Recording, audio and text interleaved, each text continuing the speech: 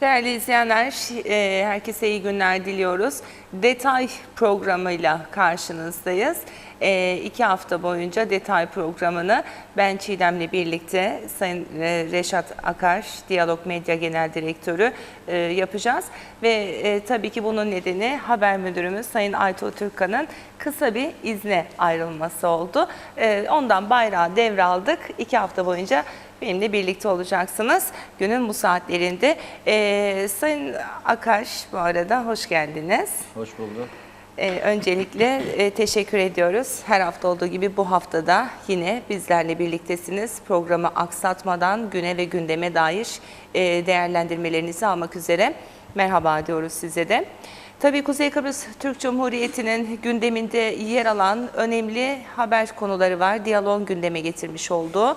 İlk olarak parlamentoda temsil edilen partilerden 3'ü kuzeydeki Rum mülkleri konusunda adım atılabilmesi için şerefiye vergi yasasının bir an önce geçirilmesinden yana gözler hükümette başlığını kullanmıştık. Dün manşetten aktarmış olduğumuz haberde yine su konusunda, Türkiye'den gelen su konusunda geçmişten bugüne kadar en hassas olan yayın organı yine Diyalog Medya Kurumu ve bununla ilgili gerek yazılar, gerek haberlerle gündemde tutmaya devam ediyoruz. Bu kez de bugün Nobel'e adayız dedik.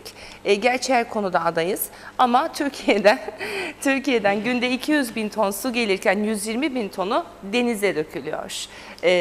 Bu konuları değerlendirmek üzere dilerseniz başlayalım. Daha sonra diğer hususlara da değiniriz. Evet Çiğdem Hanım, teşekkür ederim. Tüm izleyenlerimize de sevgi saygılarımızı gönderiyorum. Bir de öncelikle şunu söyleyeyim. Kıbrıs müzakere sürecinin çökmesi nedeniyle artık Kuzey Kıbrıs Türk Cumhuriyeti vatandaşlarına hiç kimse işte sizin bölgeniz taviz bölgesiydi, verilecekti de onun için yatırım yapmadık. İşte onun için sizin yollarınızı tamir etmedik, onun için size yeni su deposu yapmadık, onun için su borularını değişmedik, onun için sizin gençlerinize yönelik arazi, kırsal arazi vermedik, onun için sizin insanlarınızın yatırım projelerini desteklemedik gibi mazaretler tamamen geçersiz durumdadır artık. Dolayısıyla bunca zaman iş yapmayan, üretmeyen, popülizmle siyaset yapanların elindeki en önemli kozlardan biri gitmiş durumdadır. Çözüm süreci çökmüştür. Birleşmiş Milletler Genel Sekreteri'nin özel danışmanı Ayde uzun süre müzakere masasının kurulamayacağını söylemiştir. Kuzey Kıbrıs Türk Cumhuriyeti Cumhurbaşkanı Sayın Akıncı ile Türkiye Hükümeti Cumhuriyeti yetkilileri de Crans Montana'nın son şans olduğunu defalarca söyler. Bunlar kayıtlardadır. Dolayısıyla onlar da bir ay sonra, bir yıl sonra çıkıp Kıbrıs Türk toplumunun karşısına ne yapalım, o geçtiği de tekrar gelin masaya oturalım da diyemez. Aynı zamanda ben kendim bu konuları unutmam, onu söyleyeyim. Yani hiçbir zaman unutmam. Ama yine de başkalarının da görmesi için Başpiskopos Hristostomos'un son açıklamasını karar verdim. Bir güzel şekilde A4 bir kağıda yazıp sonra çerçeveleyip odama asacağım. Gelen giden görsün bunu. Orada da Başpiskopos Hristostomos diyor ki, çok büyük bir itiraf. Şimdi Başpiskopos Hristostomos kimdir? Kilisenin başıdır. 1950 yılında Enosis hareketini, mücadelesini başlatan Başpiskopos olduğu gün Makarios'tu. Dolayısıyla kilise budur. Başlatan 60'ta İngilizleri bu ülkeden kovan silah zoruyla, İngilizler de bu silahlı çatışmadan usanıp bıkmıştı. 63'te de bize saldıran ve bunları bütün silahlı saldırıları yöneten, bizi devlet organlarına uzaklaştıran kilisedir bu. Bu kilise o kadar önemlidir. Bu kilise başka ülkelerdeki kiliselere benzemez. Bu kilisenin yetkisi, siyaset üzerindeki gücü tartışma konusu bile olamaz. Sadece siyaset değil, ekonomi üzerindeki gücü de tartışma konusu olamaz. Evet. Bizim dinimizde mesela içki içenlere haram maram falan filan diyorlar. Onların kiliselerinde şarap içiliyor ve onların kiliselerinin şarap fabrikaları vardır. Şarap fabrikaları vardır. Zivaniye üretimleri vardır. Sanayi gibi bir şey. Otelleri vardır. Baf'taki otellerin önemli bir kısmı, büyük bir kısmı kiliseye aittir. Ticaret yapıyorlar yani. Ticaret şirketleri var, teşkilli, limite şirketleri var. Arazi alırlar, satarlar. Su üretimi yaparlar. Gikkos diye şişeler vardır yazılan. Cikko Manastırı'nın ürettiği sulardır. Büyük ekonomik potansiyelleri vardır kiliselerin. Dolayısıyla geçim zorluğuna düşmüş fakir insanlara da ekonomik yardım yaparak onları da tamamen göbeğinden kilisenin emrine bağlıyorlar. Yoldan çıktığı dedikleri, onlara göre yoldan çıkan kimdir? Türk'le temas kuran, yakınlık kuran, arkadaşlık kuran insanları özel olarak alıp eğitmektedirler. Kilisenin onaylamadığı hiç kimse yüksek makamlara gelemez. Rum eğitim sistemini belirleyen kilisedir. Bu da Rum hükümeti tarafından da itiraf edilmiştir. Rum siyaseti tarafından da. Rum Milli Eğitim Bakanı adındaki adamın, Rum Eğitim Bakanı denen adamın Rum okullarında reform yapma yetkisinin olmadığını açıklayan onlardır. Kilise karar verir, kilise yönlendirir eğitim sistemini. Kilise bu kadar güçlüdür. Terör örgütlerini destekler kilise, para verir. Elam'ın arkasındaki güçtür kilise. EOKA'nın arkasındaki güç de kiliseydi. EOKA'yı kuran kiliseydi, Makarios'tu. Onun için bunu çok dikkate almamız gerekiyor. Ne yazık. Bazı yöntemler denediler. Bizim Din İşleri Başkanımızı götürdüler defalarca. Birlikte poz verdirdiler. O pozlarda bile bizimkine nasıl aşağılık kompleksiyle baktığını, yani aşağılık muamelesi yapmaya çalıştığını görüyor herkes. Fotoğraf poz verileceği sıralarda nasıl böyle dirseğiyle onu arkaya doğru iten hareketleri, nasıl her yerde öne geçişi, sembolik olarak onu alıp Maronit ve Ermeni papazlarının yanında bizimkinin de azınlıkların temsilcisi, Müslüman temsilcileri koydu, fotoğraf çektirdiler. Yazıklar olsun. Din İşleri Başkanı bu sözümü de iyi duysun. Yakıştırmadım hiçbir zaman kendisine. Ve inşallah bundan sonra doğruyu bulur. Niye sormadı bir defa bile kendisine? Ve onu, bu ortamı zorlayan o yabancı büyükelçilere, İsveç büyükelçisine veyahut da diğerlerine niye sormadı? Müsaadeniz var mı, ben bu Hristostomos'a bir soru sorayım. Niçin terör örgütü Elam'ı desteklersiniz? Dinde terör var mıdır? Din, kardeşlik, insanlık, insanların barışması, dostluk içinde yaşamasını teşvik eden bir unsur değil midir? Neden siz kanlı bir din adamlığı yapıyorsunuz? Diye bu soruyu sormasını beklerdim. Sormadılar. Ama poz verdiler. Barışa katkı mı sağlayacaklar? Gelelim şimdi çerçevelenecek olan yazıya. Ne diyor adam? Açık ve net bir şekilde. Diyor ki papaz, Türkiye diyor eğer Zürih'ten vazgeçseydi, yani Londra ve Zürih anlaşmaları güvenlik ve garantilerden tamamen iptal olsun, bitsin bu garanti, güvenlik, çekilsin Kıbrıs'tan. Tüm askerlerini çekmeyi kabul etseydi bu Türkiye diyor, gene de diyor federasyon olmazdı diyor. Zorlamayla olsaydı diyor bu federasyon diyor, çok kısa sürede diyor, yok olurdu diyor, yıkılırdı diyor, yıkılırdı. Tam lafı budur. Çok kısa sürede yıkılırdı diyor. 60'tan 63'e gitti öteki. Bu demek ki bu sene olsaydı 2017-2018'i bulmazdı. İstemez çünkü. O istemedikten sonra olmaz zaten. Bir talimat verir, geri kalan Türkiye'de gitti bunun içinden. Ne olacak? Savaş. Bugün Diyalog Gazetesi'nin ön sayfasında bir haber vardı. Ümit ederim diyaloğun önemini sağcısı, solcusu, ilericisi, gerisi bütün Kıbrıslı Türkler daha iyi anlarlar zaman içerisinde, ümit ederim. Çünkü bizim yayın politikamızda, bizim düşüncelerimizde siyasal bir menfaat veya başka bir çıkarcılık anlayışı yoktur. Daha güzel bir ülkede yaşamak istiyoruz. Daha güvenlik içerisinde yaşamak istiyoruz.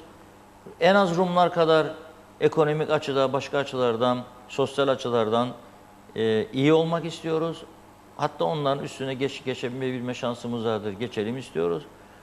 Her şeyi de objektif bir şekilde halkımızın görmesini istiyoruz. Yani ben eğer bir medya kuruluşu olarak Güney'i güllük gülistanlık içine, refah içinde gösterirsem sadece benim toplumuma karşı haksızlık etmiş olurum. Neyse doğru onu. Bak her zaman söylüyorum, yolları bizden iyidir. Trafik sistemleri bizden iyidir.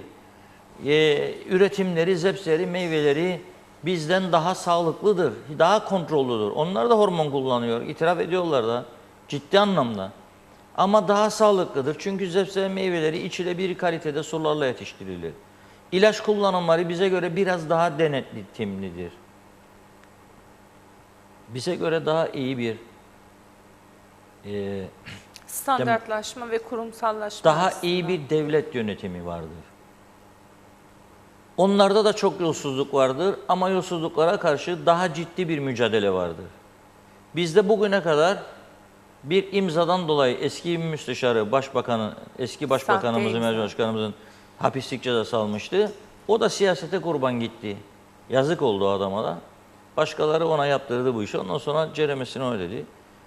Ama esas mesele büyük yolsuzluk olaylarına karışanlar, bu devleti soyanlar yargılanmadı. Onlar da yargılanıyor. Bak farklı yönlerimizde söylüyorum. Ama orada her şey güllük gülistanlık değildir. Temas ettiğim, görüştüğüm Rum gazeteci meslektaşlarım var. Ayrıca Rum basınını da her gün okumaya çalışırım.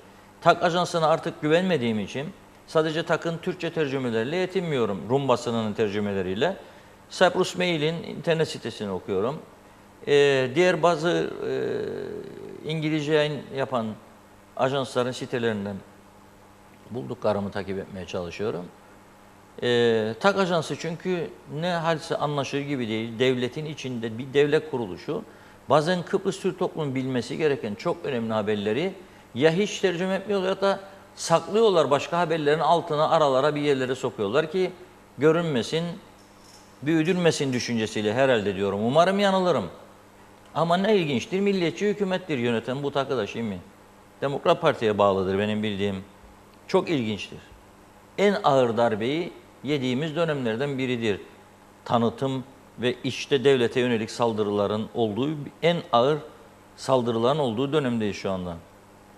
Şimdi burada ne var bu haberde? Diyor ki Limassol'da bir gecede 2 kundaklama bir de cinayet. Akrabasını bıçakladı, öldürdü. 42 yaşındaki Sri Lankalı Limassol'da. Bizde de yabancılar bıçaklar öldürür. Yahut da bilmem ne. Yani orasında her şey bizden farklı değildir. Adli olaylarda bizim çok üstümüzde suçlar işleniyor. Ha bizde de iyidir da gözüm alın ben memnun. Hayır. Bizde bunların sona ermesi için çok ciddi tedbirler alması gerektiğini söyleyen gene biziz. Ben yıllardır bir şey kurulmasını, adliye kurulu kurulmasını öneriyorum. Yıllardır. Cumhurbaşkanı'nın başkanlığında tekrar buradan çağrı yapıyorum. Hemen bugün, yarın çok kısa bir süre içerisinde asayiş kurulu bu ülkede kurulmalıdır. Cumhurbaşkanı, Başbakan, İçişleri Bakanı, Güvenlik Kuvvetleri Komutanı, Polis Genel Müdürü ve Büyükelçinin içinde olacağı bir asayiş kurulu kurulmalıdır. Neden Sayın Büyükelçi de olmalıdır diyorum. Çünkü çok Türk vatandaşları gelip gider falan. Daha ciddi giriş çıkışlarda kontrollerin yapılması açısından Türkiye ile iletişimin sağlanması açısından çok önemli bir fonksiyonu var. Diğer öğrenci adı altında gelen yabancı uyruklu, bazılarının çok büyük uyuşturucu kaçaklığı yapan insanlar var. Suç işliyorlar, cinayet yapıyorlar, araç kullanıyorlar, aşırı uyuşturucudan sonra insanlarımızı öldürüyorlar. Bunların denetlenebilmesi, bunların azalabilmesi için bir asayiş kurulu şarttır. 600 tane eksiği varmış polis kadrosunun hepsinin tamamlanması lazımdır. Yazık bir bakanımızı dinledim. Kooperatif Merkez Bankası'nın içi boş olan bu bankaya hala da istihdamlar yapılıyor. Danice adı da gençleştirmeymiş. Hiç tatmin edici bir açıklama değil. Polise alın beyefendi, polise 600 tane polis eksikliği vardır. Polis görevini yapamıyor bu ülkede tam olarak. Polisi takviye ediniz. Yapmanız gereken, eğer istihdam istiyorsanız, ama partizanlık olmaz polisin içerisinde ve bu polisin partizanlığına da izin vermeyecek bu halk zaten. Partilerin bu işi yönetmesine izin vermeyecek kesinlikle. Onu da söyleyeyim, çünkü polis giderse her şey gider. Ve şu anda bile poliste ciddi bazı sıkıntılar olduğu haberlerini alıyoruz. Bir de siyaset tam olarak etkili olursa orada bakalım halimiz ne olur. Polis eksiği giderilmelidir. Derhal. Evet. Ve bunun da çareleri vardır. Lefkoşa Belediye Başkanımız diyor ki işte borçları biraz azalttık.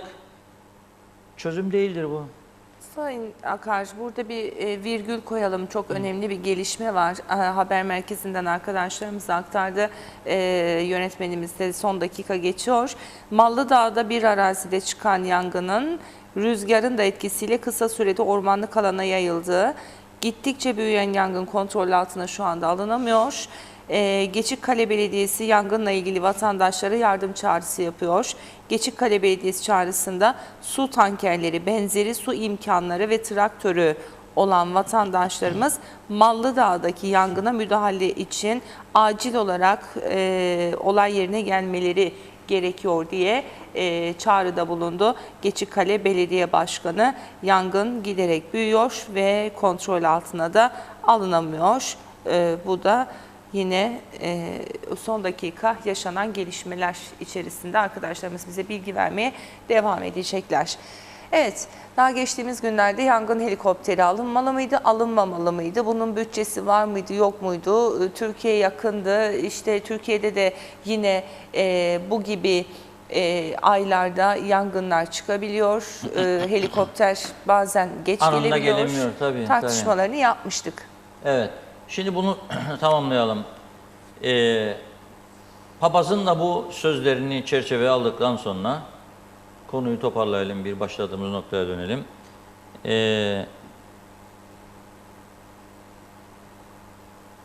Bir soru var kendi kendimize sormamız gereken.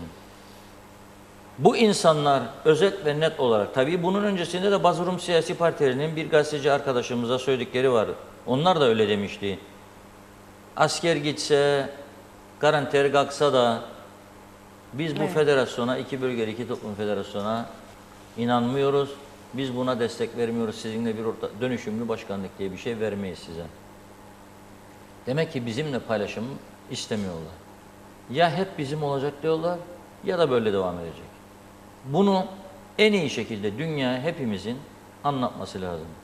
Cumhurbaşkanı Mustafa Akıncı'nın, bilmiyorum belki de yapmıştır,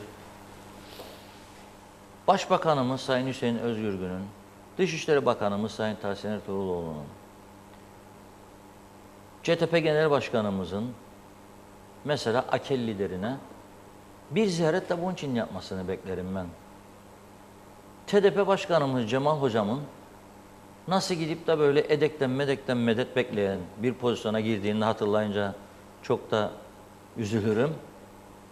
EDEK faşist bir partidir. Adı sosyalisttir ama dünyanın en ırkçı, en faşist partisidir. Bize karşı düşmandır.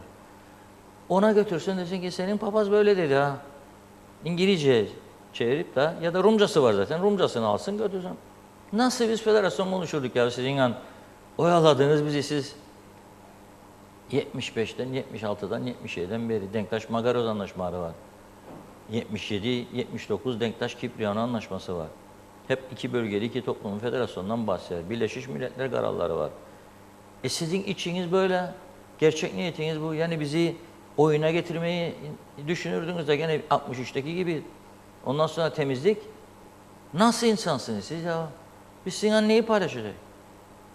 Hadi istersen arada bir gel, ben de ye şiş kebabını Niyazi'den, şeftaliyi, ben de geleyim Andreas'tan leftigoyu yiyeyim, zivaniye içeyim. Böyle. Sonra sen evine, ben evime. Onun için işe bakmak lazım. Kendi evimizi, işimizi düzeltmeye bakmamız lazım.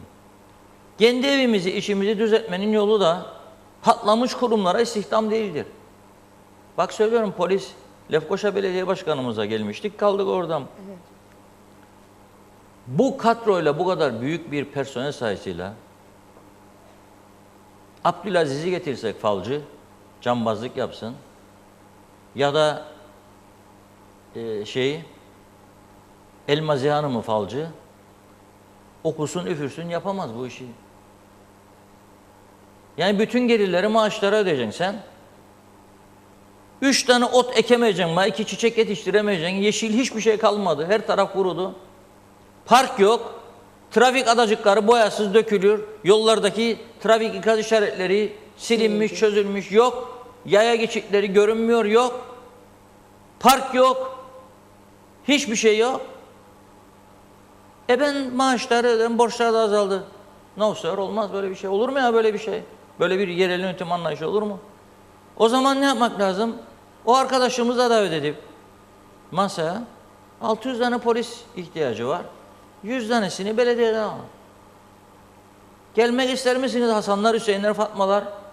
6 ay bir hizmet işi eğitimden geçeceksiniz. Polis okuluna gideceksiniz. Kurs göreceksiniz. Sizi oraya kaydıracak. Geleceğiniz de garanti. Ha kabul etmezseniz bunu, geleceğiniz garanti değil. Bunu da bilin. Batmış bir belediye seni bugün zorlamayla öder. Yarın ödemeyebilir de. Mehmet Armancı şu anda başarıyı gösterdi, ödüyor. Yarın Hasan, Hüseyin, Süleyman geldiğinde o başarıyı göstermeyebilir, ödemeyebilir de. Yani boyanmaların, parkların ihmal edilmesinin işte maaşlar da ödenmeyebilir. Onun için bunu gene giderim. 3 tane kanal var BRT'de. 3 tane. Uydu parası öderler deli gibi. Ya sorar mı kendi kendisine bu Maliye Bakanı, bu başbakanlar gelmiş geçmiş. Ama Kıbrıs Türk tarafısın sen ya, KKTC'sin. 300 bin kişi, 3 tane kanala ne ihtiyacı? Ne koyuyorsun bu kanala? Ne var? Normal kanala konuk bulamıyorsunuz, götüresiniz. Bütün televizyonlar çarpışıyor, 8 televizyon. Evet, o aynı adamı arıyor, bu aynı adamı arıyor ama bakarsan o kanal çeviriyor. Dün Cemal buradaydı, bugün burada. Dün Mustafa buradaydı, bugün burada. Aynı şeyler. Bire düşür arkadaş. Ekonomik krizde Yunanistan televizyonu kapattı, bilir misiniz? Devlet televizyonu kapattı. 300 milyon euro yılda zarar eder diye. Sonra bu Çipras geldi, çok şeydir, bonkördür bu arkadaş. Avrupa'yı sömürdükçe para bolluğuna uğradı. Avrupa'dan çeker çeker 5-600 milyar dolar oldu, çekiyor. Euro oldu.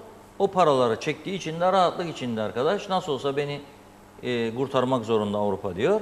Tek karıştı. Ama o kadar. 3 tane kanal ne? Korsan film gösteriyor devletin televizyonu. Parasını ödemeden Kemal Sunal filmleri, bilmem Şener Şen filmleri oynuyor. Korsan. Sen korsan devlet misin? Kabul ediyor musun bunu? KKTC. Koyun ya oynasın der bir bakan. Ne anlıyorsun 3 tane kanal tuttuğunda? 700 kişi tuttuğunda bu kurumla ne anlıyorsun? Var mı geleceği bu arkadaşların? Güvence altında mılar? Benim bildiğim 4'te 3'ü kadrosuzdur zaten. Niçin tedbir almalı? Niçin arada istihdam batmış kuruluşlara? Paran varsa kooperatifin alacaklarını başta ödeyesin. Kooperatifte de bayağı istihdam Hayır, kooperatifin olmuş zaten. parasını başta ödeyesin, alacaklarını. Batmış Kıbrıs Türk Hava Yolları'nın borçlarını kim ödeyecek? Onda bekliyorlar. Sayın Recep Tayyip Erdoğan ödesin, bekliyorlar ondan. Herhalde öyle beklerler. Ya ödeyecek bir şekilde dediler herhalde. Bir bağırırık buradan. Tamam. Olur mu böyle şey? Yani kendi içimizi toparlama için çok geç kaldık. Ama zararı neresinden dönülse kârdır. Bir an önce bu iş düzene girmesi lazım. Şimdi burada Sayın Çavuşoğlu Tarım Bakanı'nı Diyalog TV'de konuk oldu, izledim. Bugün de gazetede manşet yaptık. Birkaç defa kendisine sorulması üzerine Aytu arkadaşımız tarafından daha detaylı bir şekilde vermek durumunda kaldı rakamları. Şimdi bu tabii Nazım Çavuşoğlu'nun suçu değil, onu da söyleyeyim. Yani Nazım Çavuşoğlu kendi isteyerek denize su dökmez. Bu genel bir siyasetin sonucudur. Daha önceki hükümet hem imzaladı Türkiye'nin protokolü, hem ondan sonra dirsek sürttü uygulanmasın diye. Bazı belediye başkanları neler söylüyor? Olmaz dedi, asimilasyon dedi, bilmem ne dedi, belediyeler yok olur dedi, bilmem. Halbuki şimdi bu su üstünden para kazanıyorlar. 2.30'a alıyorlar suyu, 6 liraya, 5 liraya, 7 liraya satıyorlar. Büyük para kazanıyorlar bu işin şey mi? Halkı da uyuruyorlar ama, halkı da kazıklıyorlar. Sen bütün hazırlığını yapmamışsın yıllarca. Adamlar sana diyor denizin yarısını geçtik, gene yok. Adamlar diyor artık geliyor ha 5 kilometre kaldı Kıbrıs'a, gene yok. Bunlar kendi aralarında popülizm, sen mi ben daha çok harcama yapan, ben mi daha çok harcama yaparım, sen mi bunu yapan, ben mi bunu yaparım. Böyle bir hava içerisinde yatırımları ihmal ettiler. Sözde bütçeler yapıyorlar. Günlerce mecliste çıkar konuşurlar da. BRT2 ekranda 10 lira. Arkadaşlarımızı oradan konuşma yaparken ekrana yansıtsın ve onlar da desin ki mesela Mor Menekşe'deki Hüseyin'e bizim hayvancı Hüseyin'e, Hüseyin bak dikkat et daha bak nasıl geçireceğim ben de bugün senin konunu açacağım ha. Böyle siyaset mi olur ya? Hangi köyde yaşarık ya? Kasaba politikacıda siyaset mi olur? Da televizyonu kullanacaksın devletin orada çekeceksin de yayınlayacak. Da sen diyecekmişin bütçede bu. Hangi bütçe? Bir bütçe yapmışlar. Büyük mücadeleler sonucunda diyor Tarım Bakanı 200 bin lira koydurdum. 200 bin liraya böl 12'ye yıllık bir yılda 200 bin TL koydurmuş. Su dairesinin bütçesi. Emin ol kaç kişi olduğunu bilmiyorum. Maaşlara daha çok para gidiyor. Yani kesin daha çok gidiyor. 5 kişi olsa zaten 3 bin liradan 15 bin eder ayda. 50 kişi ise 150 bin eder. Buna bir yılda 200 bin lira bütçe koymuşlar. 200 bin lirayı 12 aya böldüğümüzde 16-17 bin TL gibi bir para yapar. 16 bin 17 bin TL inan bir Kuzey Kıbrıs Türk Cumhuriyeti'nde ne iş yapabileyim? Rum'un bıraktığı borular, asbestli borular çürüdü, eridi artık. Ve un şeklinde, toz şeklinde musluklarından insanların patlar akar. Ve o insanlar ağızlarını fırçalar. Gor çaydanlığa kaynadır, çay yapar içer. Gor yemeğini pişirir, moleyi yasını, gologazını. Hepsi kanser olmaya başladı milletin. Sonra da dönerler kanser hastalıklarına tedavi etsinler diye bu insanları büyük paralar harcarlar. Ve böylelikle de devlet yönettiğini, halka hizmet ettiklerini düşünürler. Bu zihniyet sağcısı da solcusu da ben açık söylüyorum bugüne kadar halka hiçbir hizmet vermediler. Bazı kesimleri sadece haksız bir şekilde desteklediler, ihya ettiler. Ve o ihya olan kesimlerin de bu ülkeye ezici bir çoğunun, tümünü demiyorum, bir kuruşluk katkısı olmadı. Paralar ya okyanusun ötesine kaçırıldı ya başka şahsi işleri için kullanıldı ve kullanılıyor. Çifte yüzme havuzu, villalar şunlar bunlar. Bunun dışında bir şey olmadı. Rum'un bıraktığı miras 74'te öncesinden neyseydi o yollar, o barajlar, o su boruları kullanılabildiği kadar kullanıldı. Bir kısmı Türkiye'nin yardımlarıyla yeni yollar yapıldı. O yollarda da önce yerlilere ihaleler verildiğinde şaibeli işler yapıldı. Büyük bir çoğu çöktü, kullanılmaz hale geldi, çukurlar oluştu. Yollar yapıldı, koruyucu bariyerler konmadı, aydınlatmalar yapılmadı, trafik ikaz işaretleri konmadı. Özeti bunun. Yani biz onu da yaptıydık da ben Tarım Bakanıydım da ben Çalışma Bakanıydım da benim dönemde başlattıydım da ömrüm yetmediydi. Yalan. Hiçbir şey bu topluma ve bu ülkenin geleceğine yönelik hiçbir şey sağcısı da solcusu da yapmadı. Bazı insanlar bu siyaset sayesinde iyi hayat yaşadılar ve yaşamaya devam ediyorlar. Ve kendilerine dünyanın en akıllı, en zeki siyasetçileri sandılar. Bazı insanların fikirleriyle, öngörüleriyle alay ettiler, güçümsediler. Benim dediğim olur dediler. Dünyada böyle bir siyaset anlayışı yok. Benim dediğim olur yok. Bir İngiliz bakan yapamaz öyle bir şey. Hapse girer. Benim dediğim olur dediği zaman hapistir sonu. Ne demek benim dediğim olur? Kurallar var, kanunlar var, hukuk planlar var, yasalar var. Kuruşuna dokunamazsın devlet parasını. Bunlar meyhaneye gider gece karar verir, ayda 300 bin, 400 bin lira dağıtma kararı alır meyhanede. Kime sordun? Bütçe müdürüne konuştun, parası var mı yok mu? Nereden gelecek? Acil işlerin var. Onun parasını nereden bulacaksın? Ve şimdi Alanişi köyündeki insanlar 800 metrelik asbestli su borusunu değişmek ister. Ve diyeceğim param yok. Ne kadardı para? 800 bin. Bunun bütçesi 200 bin su dairesinin. Sade alan için 800 metrelik su borusunu değişmeye yetmez. Nere? Git Türkiye'nin kapısına.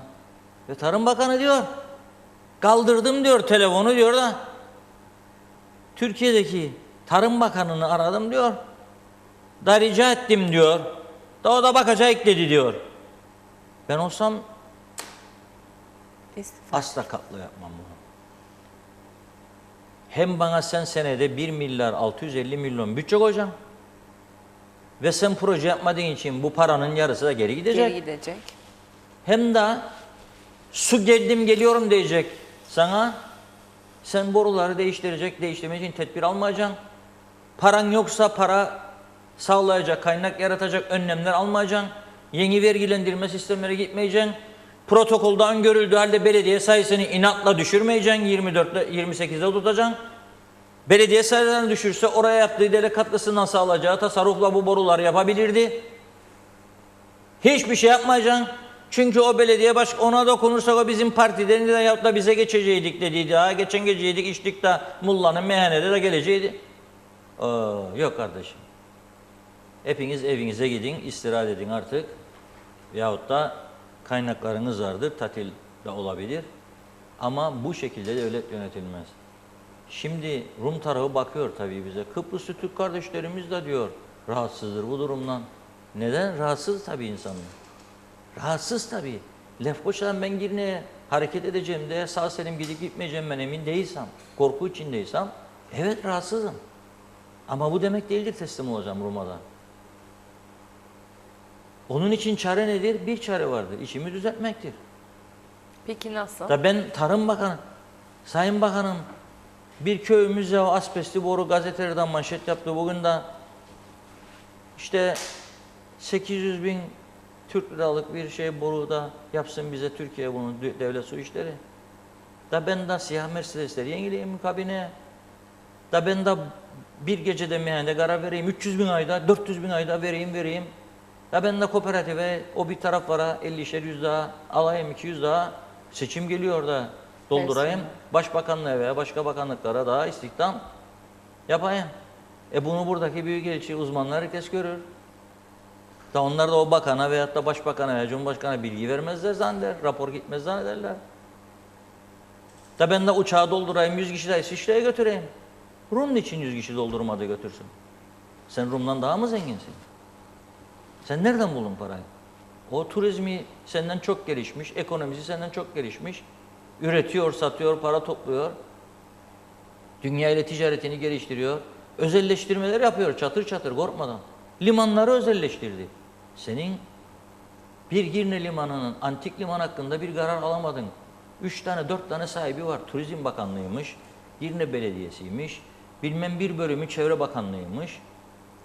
Yani ne demek ya sen bozmak için, burayı çökertmek için elinden geldiğince kendine göre hükümet paylaşımı yapmaya oturduklarında o daireyi ben alayım. Ne yapmaya alacaksın?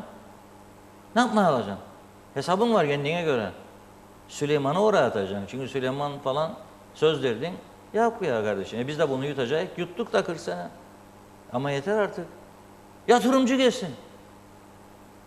Ticaret Odası Başkanı'na sitem ederim. Çok gitti geçenlerde hangi şehrine? Ama ancak Crans-Montana'da mesaj attı. Öldü bitiyor bitsin bu işte kurtulsun. Uluslararası hukuk bütünleşsin. O da batınca Türkiye'ye davet ettiler. Kendi gitti orada. Yatırımcıya çağrı yaparım diyor. Dinledim. Özelleştirmelerde diyor gerekli adımlar atılıyor diyor. Neyin özelleştirmesi? Neyin var ki senin? Elektrik kurumu telefon 40 senedir aynı şeyi konuşuyoruz. Öyle fikirler icat ediyorlar ki özelleşme. Ne demek? Yarı devlet yarı olmaz. Hadi buyurun her gün elektrikler kesilir. Yani buna karşı çıkan bütün insanlar ki demeyeceğim CTP'li, TDP'li ya da bilmem BKP'li olu bulu. UBP'li DP'lilere de söylüyorum. Çünkü onlar da karşı. Karşı olmasaydı bugüne kadar özelleştirilirdi protokolde var. Yapmadılar.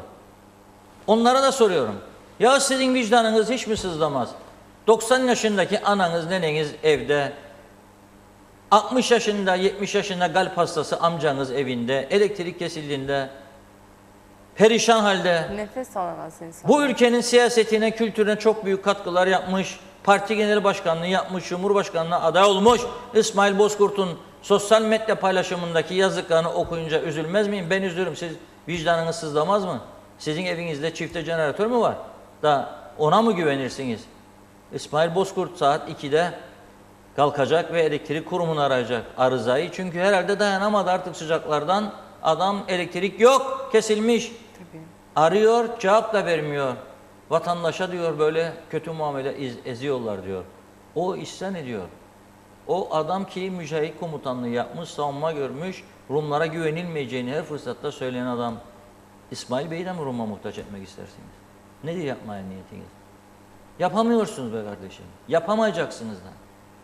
Bu kadar çok istihdam, bu kadar siyasetin elini içine soktuğu, bu kadar karmaşık yapılar içinde olmaz. 8 ayda bir, 10 ayda bir hükümetler değişiyor. 8 ayda, 10 ayda bir bu kurumların yöneticileri değişiyor. Olmaz. Telefon dairesi olmaz. Yatırım yok, bir şey yok. Rüzgar eser, telefonlar durur, internet kesilir. Efendim orada çalışanlar sendika yakarım yıkarım. Yakamazsın, yıkamazsın. Devlet varsa karşına yakaman. Bütün dünyada örnekleri var bunun. Rum tarafı örnek var. Bak ne diyorum, limanlar özel işi. Şimdi iyi bir şirkete çok ağır şartlar altında bu Girne limanını eğer teslim etseler nasıl olur biliyor musun sen? Orası cennet parçası olur.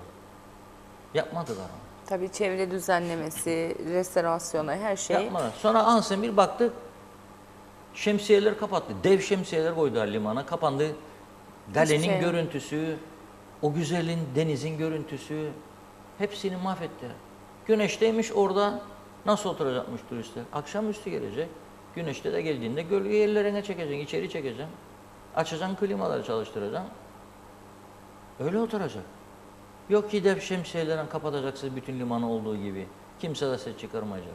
Belediye, sorsan belki de diyecek ben yetkili değilim. Çevre Bakanlığı, hakim, Çevre Dairesi, Çevre Bakanlığı diye bir idare var mı, bir bakanlık var mı? Gazete ilanlarını görüyorum bazen. Orada adını duyarım. İşraat nerede? Neyin çevresi? Neyin temizliği?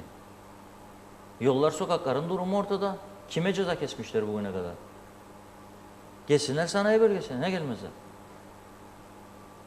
Yani bu olmaz. Ve çıkıp diyeceksiniz siz gelsin yatırımcı. Gelen yatırımcıları mahvettiniz. Buraya perişan ettiniz. Korumaya yönelik de hiçbir şey yok. Gelen yatırımcıları korumaya yönelik de hiçbir şey yok. Bir saldırı var. Yaktınız, yıktınız, mahvettiniz memleketi, denizlerimizde işgal ettiniz falan filan. Allah'ım, Allah'ım, Allah'ım, Allah'ım.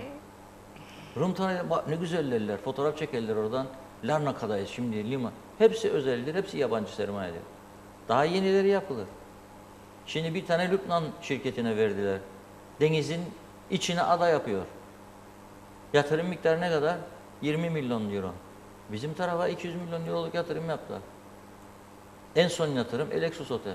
Evet. 200 milyon euro, dolar ve hala daha yatırmaya devam eder. Ve oteli de doldurmak için uçak şirketini Kıbrıs'ın emrine adadı büyük çapta. Beyrut, Adana, Ercan seferlerini başlattı. Ambargoyu büyük ölçüde bize kırıyor. Bu şekilde Türk Hava Yolları yapmazken bunu, özel şirket. Nasıl olur bu iş ya? Da sen ondan sonra da bana yabancı çağırırsınız bunun içine. Yatırımcı çağırırsınız. Gelmez yani. Evet. Bu arada yabancı yatırımcı dikkat çektiniz. Mutlaka bürokratik bir takım engeller de var. Onların da rahatlatılması, kaldırılması ve E-Devlet projesiyle belki de yabancı yatırımcının bir takım şeyleri daha hızlı yapmasına da imkan tanımalıyız. Çünkü yıllardır E-Devlet de ne yazık ki ülkemizde hayata geçmedi. Bir konu daha var, onu da programı kapatmadan önce değinmek istiyorum. Bugün Bir Tek Diyalog gazetesi de yer aldı bu haber. Türkiye, Kuzey Kıbrıs'ın daha doğrusu ana vatanı aynı zamanda Cumhurbaşkanı Erdoğan S-400 füze anlaşmasını imzaladı. Ve bu imza bugün diyalogda yer aldı. Stratejik hamle diye bir başlık kullandık. Stratejik hamle derken ne demek istiyoruz? Bu anlaşmayı nasıl değerlendiriyoruz? Evet, şimdi bu S ile S ile başlayan füze meselesini biz çok yakın insanlar. Yani bize bir çağrışım yapar hemen, çünkü biz uzun zaman Rumların Rusya'dan satın aldığı S-300 füzelerini konuşmuştuk. Klerides döneminde bu S-300 füzeleri Kıbrıs'a gelmişti. Sonra Türkiye bunları Kıbrıs'tan kaldırılması için uyarı yaptı. Vuracağını söyledi ve bu S-300 füzeleri kaldırıldı, Girit'e götürüldü. Dolayısıyla S-400 bir daha yeni, daha çağdaş modeli. Bu füze S meselesine alışkınız, kulaklarımız alışkındır. Şimdi Türkiye çevresi de Türkiye'nin ateş var. Türkiye'nin çevresinde savaşlar var. Türkiye böylesi kritik bir ortamda, bir coğrafyada bulunuyor. Suriye var, Irak var. Sınır komşuları buralarda müthiş olaylar yaşanıyor. O nedenle Ermenistan sınırı var, PKK ile savaş var. Türkiye'nin kendini askeri açıdan müdafaa etmesi, çok güçlü bir halde olması şarttır. Bundan taviz verilemez. Yaşanan 15 Temmuz darbesi, FETÖ darbesi girişimi nedeniyle de onun arkasından çok sayıda askerin de tutuklanması, sanki Türk ordusu önemini yitirmiş, zayıflamış, bitmiş gibi gerçekle bağdaşmayan yersiz yorumlarda özellikle Türk düşmanları tarafından yaygınlaşmaya başlamıştı. Böylesi bir dönemde Türkiye'nin kendi savunması için S-400 anlaşmalarını imzalaması ve bunun da Cumhurbaşkanımız Sayın Erdoğan tarafından açıklanması çok önemli bir gelişmedir. Türk ordusu her zamankinden daha da güçlü olmak durumundadır. Kendi halkını, kendi ülkesini korumak durumundadır. Bizim de tek koruyucumuz, tek güvencemiz Türkiye olduğu için Türkiye'nin sadece ekonomik değil, askeri açıdan da güçlenmesi bizim için çok önemlidir, çok değerlidir. Ve o nedenle de buna gerekli ilgiyi göstermemiz lazım. Gösteriyoruz. Bu gelişmeleri de büyük bir memnuniyetle karşılıyoruz. Halkımız da aynı düşünceleri biliyorum. Türk ordusundan başka, Türkiye'den başka bir güvencemizin olmadığını da halkımızın ezici bir çoğunluğu biliyor. Arada bir bozuk sesler çıksa da onlar da bazı içte birikmiş bazı sıkıntılardan, işte yaşadıkları bazı olumsuzluklardan kaynaklanmış olabilir diye düşünüyorum. Kötü gözle de bakmıyorum kimseye. Herkesin bir kendine göre savunması vardır, bir düşüncesi vardır. Bunun minimuma indirilmesi ülkemizin iç sorunlarını aşmasıyla bağlantılıdır. İç sorunlarımız aşıldıkça, işsizlik oranları düştükçe veya kalktıkça tamamen daha güzel, daha iyi bir yaşam düzeyine insanlar kavuştukça devletine olan güveni, bakışın da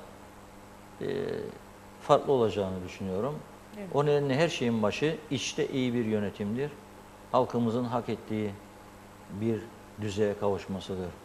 Bakın dün bu bizim yayın yaptığımız bu sanayi bölgesindeki binanın arka tarafında yeni bir yatırım yapıldı. Bu insanlar ne kadar para harcayacaklarını bilmiyorum. Yeni bir tesis açıldı. Ve tören düzenlediler. Aldığım bilgiye göre Başbakanımız da bu törene katıldı. Biz dün akşam Akçay Köyü'ne gitmek üzere saat 20'de 8'de geceni hareket ettiğimizde o tesisin önünden geçerek gittik. Yani normalde yol kullanmadığımız bir yoldur. Yanlış tarafa doğru çıktık. Magosa'ya gidiyormuş gibi. Sonra dedik biz Güzelli'de gidiyorduk. Döndüğümüzde bir arka yolumuz oluyor. Bir baktım ki lağım sularından geçilmez. Patlamış kanalizasyon. İnanılmaz göl olmuş. Pis bir koku. Hemen önünde. Ve orada da çelenkler, çiçekler. çirkef yatağında gül. Tesisin tam önünde 2 metre mesafe göl olmuş. Lağım suların patlamış ve bu insanlar ekonomiye katkı için yatırım yapmışlar, üretmek için açılış yapmışlar. Başbakanımıza lütfetmiş, gitmiş oraya ve başka bakanlar da, birer insanlar da. En az 30-40 tane ayaklı çelenk gördüm orada. Ama o pis kokuları içlerine çekerek kokteyl de yaptılar. Viskiler içildi, çerezler yenildi. O Kimse insanların utanmadı. nasıl bir üzüntü içinde olduğunu o an ben anlayabildim, yani hissedebildim. Ne demiştir bakalım için, yazıklar olsun, ne halt ettik de geldik buraya demiştir büyük bir ihtimalle. Daha ilk günden, açılış gününden kanalizasyon, niye bu kanalizasyonlar bizde, özellikle de sanayide her 2 haftada bir patlıyor? Yağmur yağdı mı kanalizasyon patlıyor. Taşıyor ortalık pislikler. Günlerce kimse gelip düzeltmiyor. Arabaların tekerlekleriyle başka taraflara bu pis atıklar taşınıyor. Ondan sonra herkes hasta. Her tarafta sorun. Yazık, günah değil mi? Yani bu konularda daha ciddi bir yönetim anlayışına ihtiyaç olduğu kesindir. Bunu bir örnek olarak verdim. Somut bir örnek. Daha dün yaşadığımız bir örnek. Ben yatırım yapacağım. Sen de devlet olarak benim ayağıma kurşun sıkacaksın. Nasıl yatırımcı gelecek? Olmaz yani. Altyapılarda yaşanan aksaklıkların da projelerle giderilmesi lazım ama bunun için tabii ki biliyorsunuz sanayide de yetki karmaşası var. Zaman zaman biz de bir takım sıkıntılar yaşıyoruz. Özellikle çevre konusunda kim temizleyecekti, kim yapacaktı? Sanayi odası mıydı, sanayi dairesi miydi, ne bileyim belediye miydi? Bu noktalarda da çok ciddi, henüz bir karar bile vermediler. Sanayiden sorumlu veya şeyden kim diye.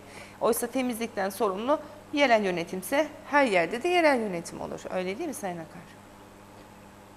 Kesinlikle öyledir ama benim bu söylediğimi yapmayacaklarına, meclisin bu yönde karar almayacağına emin olmakla birlikte bir düşüncemi, bir önerimi burada biraz daha genişleterek tekrarlamak istiyorum.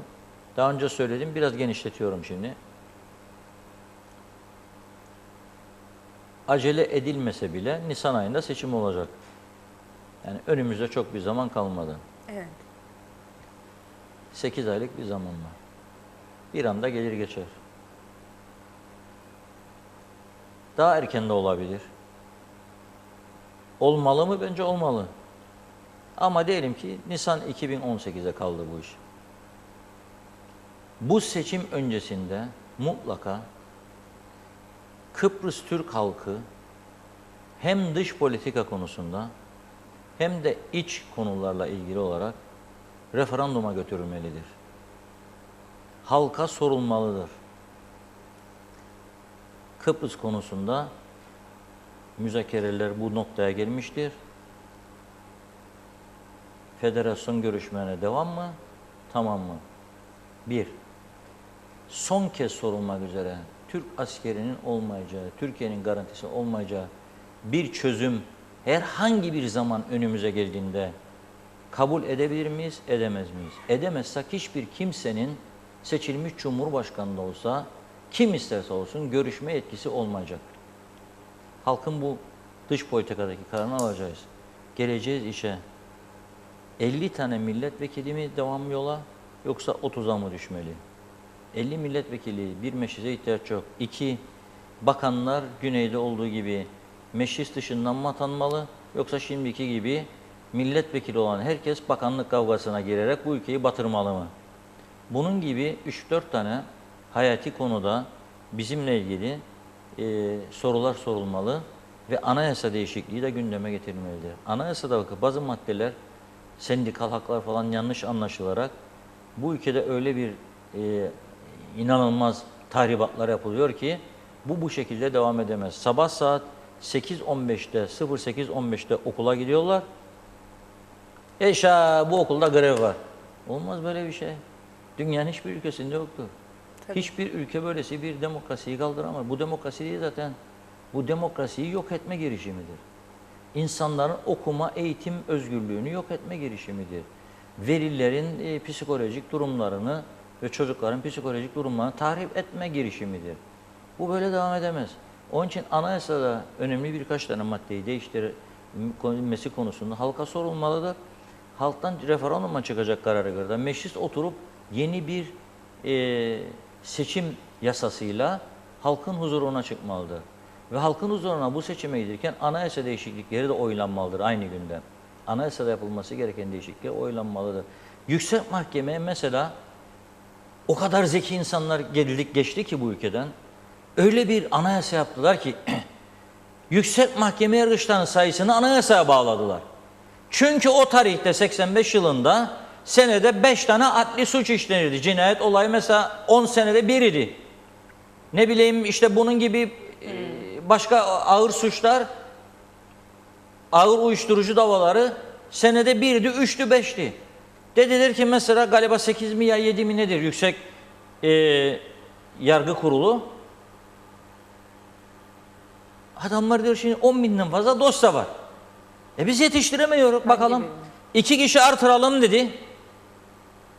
Anayasaya takıldı. Sayın Şafak Öner eski Yüksek Mahkeme Başkanı emekliliğine 1 ay kala. Gitti dedi ben gidiyorum. Ama gerçek durum bu yazık. Adalet üretemeyecek. Çok daha kötü şeyler olacak bu ülkede dedi.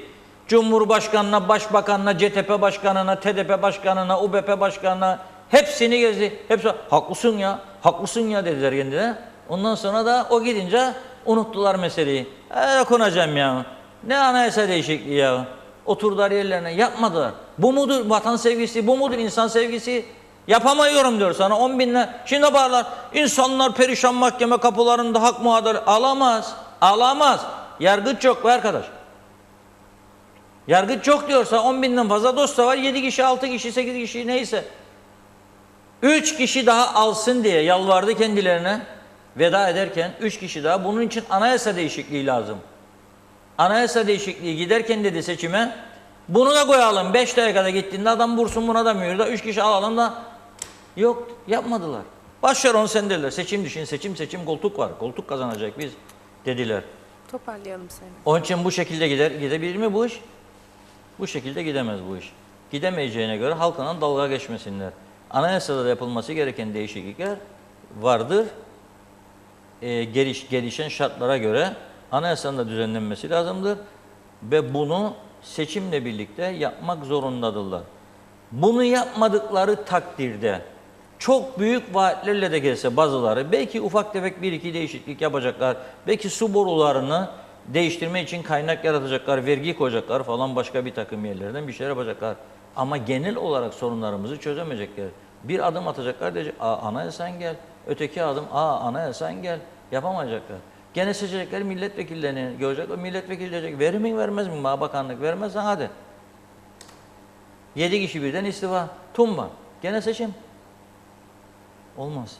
Yani o nedenle bir referandum ve ondan sonra yeni bir meclis kararıyla bu seçime gidilmelidir. Eğer insanlarını, halklarını, milletlerini, vatanlarını seviyorlarsa bunu bugünkü parlamento yapmak zorunda. Yapmazlarsa ötekiler gibi vicdanlarıyla baş başa kalacaklar. Ben söylüyorum şu anda halk hiçbirinden memnun değildir. Hiçbir partiden memnun değildir. Yani bu meclis halka rağmen gene kendi bildiğini yapmak isterse o zaman dediğim gibi vicdanlarıyla baş başa kalacaklar. Peki çok teşekkürler Sayın Akar. Değerli izleyenler bugün için birlikteliğimizi burada noktalıyoruz. Yeniden görüşünceye dek şimdilik hoşça kalın.